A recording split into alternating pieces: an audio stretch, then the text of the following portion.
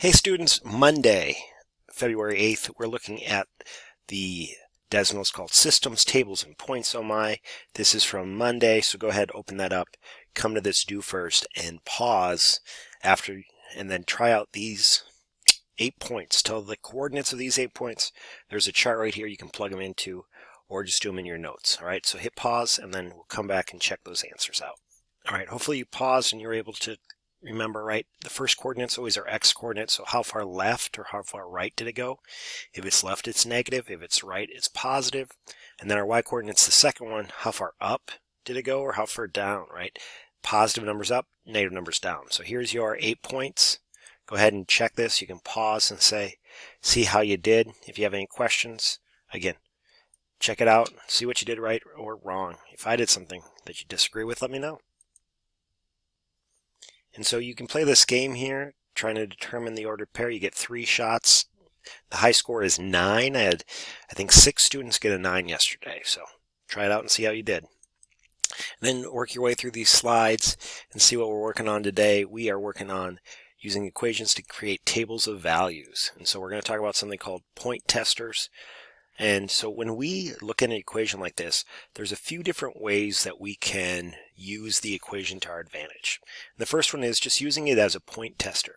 So we can plug in any number for x and get out numbers for y. So in this scenario, we're trying to figure out how many weeks it would take to reach $52. And so if each week we save $3, right, after 0 weeks, right, or our starting point, if x is 0, we have $10. We can plug 1 in there. 3 times 1 is 3. 3 plus 10 is 13. So after 1 week, we have $13. And we could just keep going up by 1s on this side and by 3s on the right side. And that's that linear pattern that we talked about right away at the beginning of the year. Or we can say, well, I want to get up to $52. I don't want to spend so much time going up. So let's just guess a couple of numbers. Let's say, what if x equals 10? Well, then I can say, well, y equals 3 times 10 plus 10. And what do I get? So 3 times 10 is 30 plus 10, that's 40. So after 10 weeks, we have $40. That's still not enough to get to 52, but I think you're understanding what we're trying to do. I'm running out of space there, so I can't quite see the edge. Hopefully you're doing better than I am. Okay, so after 10 weeks, we have 40, and we can keep guessing and checking numbers, all right? So we use this as a point tester, right? We can plug in x values and get back a y value. So let's try x equals 20. So if we plug in 20, 3 times 20 is 60. 60 plus 10, and that's a 10, is 70. If I plugged in 20, I get 70. So that's way too many dollars. So go ahead and see if you can find how many weeks it would take to get to $52. All right, keep checking. Get in between 10 and 12 somewhere, or 10 and 20. All right, and if you look here, started to fill out my chart. After 10, I just started going up by a couple. At 46, 49, 52, I found at 14 weeks, we had $52. And so the answer for this would be it would take 14 weeks to get up to $52. All right, so that's a quick idea of how do you do this, use an equation as a point tester. Go ahead and go to this next slide here. We have 2 tables. We can plug in x values or y values and get back the other one. So let's start with this first table right here. 2x minus 3y equals 12, right? 2x minus 3y equals 12.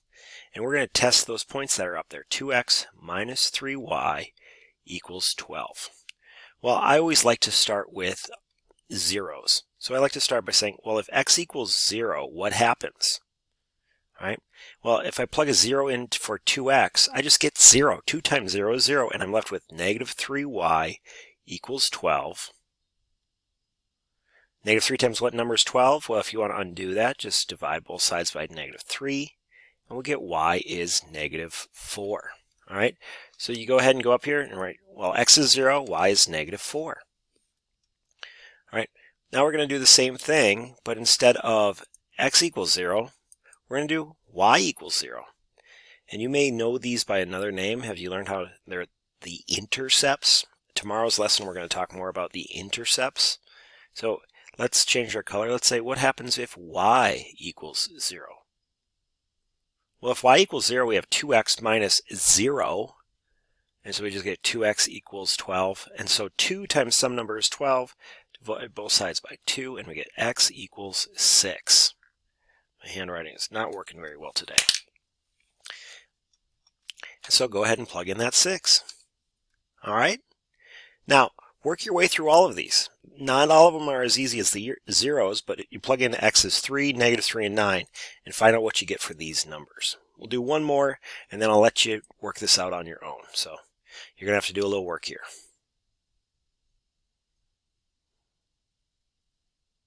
All right, so let's try x is -3. Let's try that fourth one down. If x equals -3, what do I do? Well, 2 times -3, let's work on that, minus 3y equals 12. 2 times -3 is -6. -6 minus 3y equals 12. I think it's the orange. It's tough. All right. Add 6 to both sides to get our variable by itself. Add 6. 12 plus 6 is 18. I have -3y equals 18.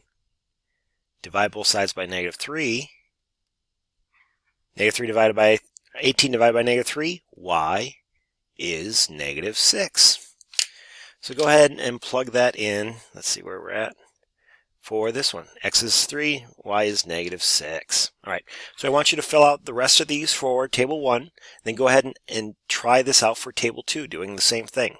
Pause it. I'll be right back. All right, boom. There's your answers. So go ahead and check your answers with this. Did you do all right? Did you work your way through this and get it right? Good. All right, so then if you have these correct answers in, go ahead, pause, plug them in if you don't. Go to the next slide and see we populate both of these graphs here. So we're going to just practice graphing these points. Let's graph these first points with a blue dot. And so I have 0, -4. That would go right there. 6, 0, so over 6, up 0. 3, -2, so over 3, down 2. -3, 6, backwards 3, and down 6. And then 9, 2, over 9, up 2. And look at that. We have all those points there. I wonder what they could form if I connected them. All right. Yeah, definitely a line. So let's go ahead and connect those as a line. All right. Then let's try our second table down here, and you're going to have to kind of scroll up and down. So 0, 4, and 2, 0. I'm going to do this one in red. 0, 4. Let's get that 0, 4. Over 2 and 0. Let's see, 1, 2. So over 1, up 2. 3, -2. So over 3, down 2. What happened there? And finally, -1, 6. -1, up 6. You can see we have another set of points that if we connect them, we're forming a line. And what do we notice is happening right here? Right? What is happening? Yeah, we have 2 points in common, or 1 point in common, 3, -2. That is the intersection. We also call it the solution to the system. So throw back to the last couple of weeks where we're talking about the solution to a system of equations is the point that they intersect. So take a look, digest that, make sure you get it in your notes. All right. And so your graph should look like this. And you're going to get to practice this time putting in any numbers that you want. And come up with at least 5 points for each of those. All right.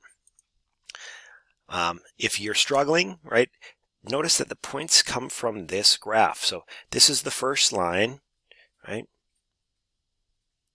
So what you end up getting here is the point 0, 4, this point -2, 3.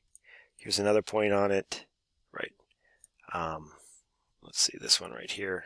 4, it's -4, 2. And so all of these points are parts of this first line. All the points on the red are points from the second line.